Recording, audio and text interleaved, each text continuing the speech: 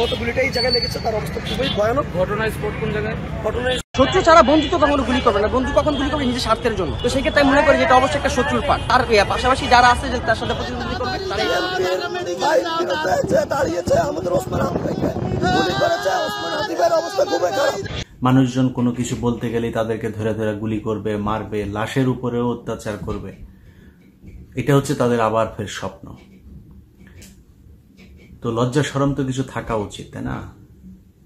এই যে মানুষ, ধরেন আওয়ামী লীগের লোকজনকে আপনি এখন দেখেন, এত বড় ঘটনা এখন হয়তো আমাদের কাছে খুব বড় কিছু মনে হচ্ছে না। আমরা তো বিশাল এক ইতিহাসের অংশ। এই যে আপনি গণভবনে দেখেছেন না, যে যারা গণভবনে ঢুকে এই যে হাসিনার ছায়া ব্লাউজ ব্লাউজ নিয়ে টানাটানি করলো, এটা কিন্তু বিশাল ইতিহাস।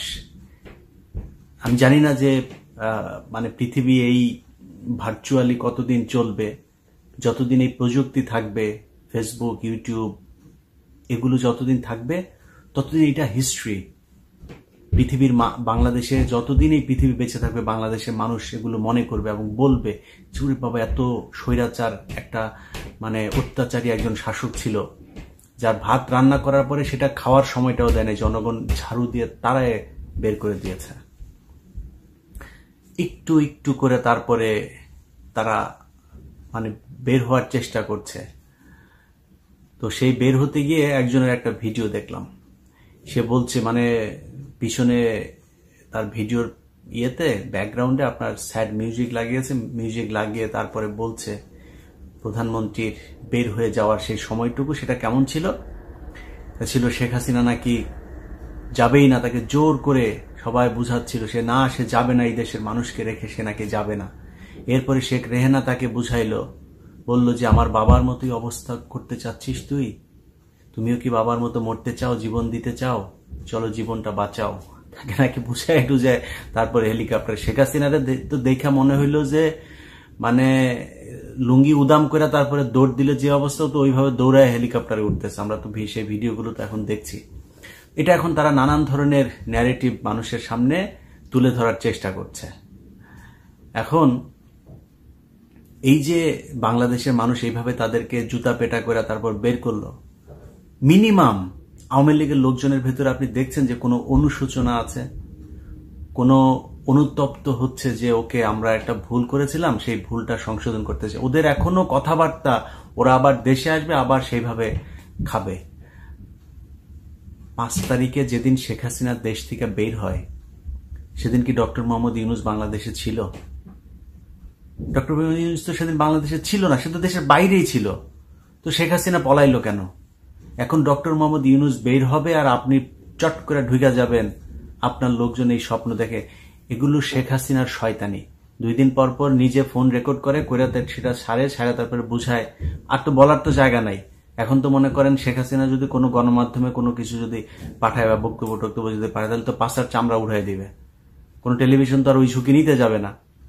তো শেখ হাসিনাকে বলবো, আমার বাংলা এডিশন নামে যে নতুন পোর্টাল চালু হয়েছে, আমার ফেসবুক, ইউটিউব আছে, বাংলা এডিশনে যাবেন, আমার কাছে পাঠান, আমি চালাবো। আমার কিন্তু ওই ভয় নাই, কারণ আমি তো এতদিন আপনার দালালি করিনি। তো আমি চালাইতে, আমার কাছে দিয়েন, আপনার যা যা বলতে মন চায় ম্যাডাম আপনি দিয়েন, আমি চালাবো। এখন এই শেখ হাসিনার কোনো বক্তব্য কেউ চালাইতে পারে না, ও নিজে নিজে ফোন রেকর্ড করে তারপরে পাবলিকের মাঝে একটা উত্তেজনা তৈরি করে। তো উত্তেজনায় যদি আওয়ামী লীগের লোকজনের স্বপ্নদোষ হয়েও যায় না, লাভ নাই তো, আপনি তো আসতে পারবেন না। আপনার একটু মাথার ভেতরে একটা মিনিমাম মানে কমন সেন্স থাকা দরকার, যে আপনাকে শেখ হাসিনা যখন বলছে চট করে ঢুকে যাব, ওই দিনও 2-3 জন বর্ডারে গিয়ে ধরা পড়লো। তো তারা পালাচ্ছে কেন? সে তো চট করে ঢুকে যাবে, তো তারা পালাচ্ছে কেন এখনো? এটা বুঝতে হবে যে তাকে এই দেশে আসার সুযোগ না দেওয়ার জন্য যা যা করার, সেটা শুধুই ডক্টর মোহাম্মদ ইউনূস আর বাংলাদেশের ছাত্ররা, জামাত, বিএনপি মিলে করে নাই। এটার জন্য অনেক উচ্চ পদস্থ শক্তিশালী মানে কি বলবো যে আন্তর্জাতিক যে শক্তি, সেই শক্তি এটার পেছনে কাজ করেছে। এমনি শেখ হাসিনা দেশ থেকে বের হয়ে যায়নি। তো এই আজাইরা স্বপ্ন দেখে তারপরে স্বপ্নদোষ করে লাভ নাই, কারণ শেখ হাসিনা ঢুকতে পারবে না। আর শেখ হাসিনা যদি ঢুকতে চায়, আমরা তো চাই শেখ হাসিনা বাংলাদেশে ঢুকুক। এখন তারা তো দরকার বাংলাদেশে। এই যে $103 বিলিয়ন যে বৈদেশিক ঋণ রেখে গেল। এই যে একের পর এক এই বিভিন্ন ঘটনায় মানুষকে যে খুন করেছে, গুম করেছে, সালমান এফ রহমান, তারপরে এস আলম সহ যাদেরকে ক্যাশিয়ার বানিয়ে কয়দিন আগে যে Zafrullah Chowdhury, Midland bank tank, এগুলো যে বাংলাদেশটাকে যে একদম ঝাঁঝরা করে দিয়েছে, এটার জন্য তো আমাদের দরকার তাকে। আমরাও তো চাই শেখ হাসিনা দেশে আসুক, আসতে বলেন। কিন্তু আপনারা স্বপ্ন দেখছেন যে শেখ হাসিনা আসবে, আবার আওয়ামী লীগ ওইভাবে ক্ষমতায় আসবে, আবার আওয়ামী লীগ ক্ষমতায় এসে তারপরে আপনাদেরকে ক্ষমতায় বসাবে। দেখেন, সালমান এফ রহমানের দাড়ি ছিল, দাড়ি কাটছে। মানিকের দাড়ি ছিল না, দাড়ি রাখার চেষ্টা করছিল। ওই শ্যামল দত্তর দাড়ি গোপটপ ছিল, দাড়ি গোপটপ সব কেটে ফেলেছে। কারোর দাড়ি ছিল, দাড়ি রাখে, কেউ দাড়ি ছিল না, সে দাড়ি কাটে। মানে এই হচ্ছে আওয়ামী লীগের অবস্থা। আপনাদের নেতাদেরকে দেখে মিনিমাম কোনো হয় না। এখন আপনি চিন্তা করছেন যে ডক্টর মোহাম্মদ ইউনূস এখানে আসবে আর আপনারা দেশটা দখল করে ফেলবেন। আপনার সেনাবাহিনীকে যা জিজ্ঞেস করেন, শেখ হাসিনার ঘরের আত্মীয় সেনাপ্রধান, তিনি কেন পারেন নাই 5 তারিখে শেখ হাসিনাকে বাঁচাইতে? শেখ হাসিনা তো বাংলাদেশে যদি গৃহযুদ্ধ লেগে যেত, ভারত বাংলাদেশে অ্যাটাক করবে, সেটা তো শেখ হাসিনা নিজে চেয়েছে। এটা ইন্ডিয়ান পত্রিকা, একদম মেইন স্ট্রিমের বিশাল বড় আন্তর্জাতিক গণমাধ্যম, তারা বলেছে যে last 45 minutes of Sheikh Hasina, সেই জায়গায় তারা যে ডেসক্রিপশন দিয়েছে শেখ হাসিনার পালিয়ে যাওয়ার সময় শেখ হাসিনা কি করেছে। শেখ হাসিনা সেনা প্রধানকে ফোন করেছে, পুলিশ প্রধানকে ফোন করেছে, অমিত শাহকে ফোন করেছে, তারপরে ওইদিকে কি বলে ওদের চাওয়ালাকে ফোন করেছে। কেউ তার কথায় সায় দেয় নেই। তিনি বলেছেন যে আমি শেষ পর্যন্ত দেখতে চাই। এসএসএফ কে নিয়েও সে থাকতে চেয়েছে, যে এসএসএফ দিয়েও সে চেষ্টা করবে যে গণভবনে সে টিকে থাকতে। তো তাকে কেন থাকতে দেয় নেই, এটা বুঝবেন না আপনারা? তো সামনে পরিস্থিতি যেটা এখন হচ্ছে, যে যা যা ঘটছে, আমার কাছে আমি খুব কমফোর্ট ফিল করি না এই বিষয়গুলোতে। কিন্তু আওয়ামী লীগ আবার আসবে, এসে আবার ক্ষমতায় বসা যাবে, বাংলাদেশে গৃহযুদ্ধ বাঁধতে পারে। শেখ হাসিনার আওয়ামী লীগ আবার ফের আসবে। ভাই, গত 15 বছর ধরে কতবার যে দেশে আয়, মানে আমার মতো লোক, আমার মতো এরকম ছোটখাটো লোক, আমার মতো এত নিচু, মানে আপনাদের তো মানে এত বড় কি বলে যে বিশাল বড় রাজনৈতিক নেতাও না, বিশাল বড় কোনো পদেও ছিলাম না, কিছু না। আমি জাস্ট ইউটিউবে আমি ভিডিও তৈরি করতাম। তো আমার মতো একজন লোককে যে পরিমাণে হুমকি খেতে হয়েছে যে দেশে আয়, এর বাইরে তারেক রহমানকে মনে করেন দেশে নিয়ে বিচার করবে, ইন্টারপোলের কাছে নাকি সবকিছু জানানো হয়েছে, নানান কিছু। তো এত কিছুর পরে আপনারা 45 মিনিটের মধ্যে পুরো দেশ ঠান্ডা হয়ে গেল। এতদিন আপনারা বলে আসলেন 15ই আগস্টে নাকি আপনাদের বাপেরা নাকি কিছু করতে পারে না, এখন কইরা দেখিস। এগুলো নিয়ে আমি যখন শেখ মুজিবরা, তো আমি উলঙ্গ করে দিতাম, সবসময় উলঙ্গ করে কথা বলতাম, বদমাইশ ছিল। এই বদমাইশে নিয়ে যখন ভিডিও বানাইতাম, তখন বলতো যে আমার বাপেরা পারে নাই, তুই এইবার দেশে, তুই আমার তোদের মায়ের সাথে তোদের মানে সাঙ্গা হয়ে তারপরে তোদের বাপ হয়েছে। তো এই সাঙ্গাকৃত বাপের নিয়ে তোদের যেই দরদ উদলায় উঠতো, তো তোদের বাপের পিছন দিয়েও বাস ঢুকাইছে, মুখের মধ্যে হিসু করছে, সবই করছে। তোদের বাপের যে মূর্তি বানাইছি, কই কিছুই করতে পারলি না, খালি বলতি যে দেশে আয় দেশে আয়। 45 মিনিটের মধ্যে শেষ হয়ে গিয়েছে পুরো আওয়ামী লীগ। এখন আবার তোরা হুমকি দিচ্ছিস যে আসবি, আবার এসে তারপরে দখল করে ফেলবি। তোদের পিছনে পুলিশ না থাকলে তোদের অবস্থা কি হয় সেটা বাংলাদেশের মানুষ খুব ভালোভাবে 5 তারিখে টের পেয়েছে। অতএব এই হুমকি ধমকি দিয়া লাভ নাই। যদি তোদের আম্মাকে যদি আবার দেশে নিতে মনে চায়, দেশে নিয়ে যা, দেশে নিয়ে যায়, তারপরে কর। তোদের সাথে কথা বলতে গেলে মানে ধৈর্য ধরে সুন্দরভাবে কথা বলার মতো রুচিটাও থাকে না।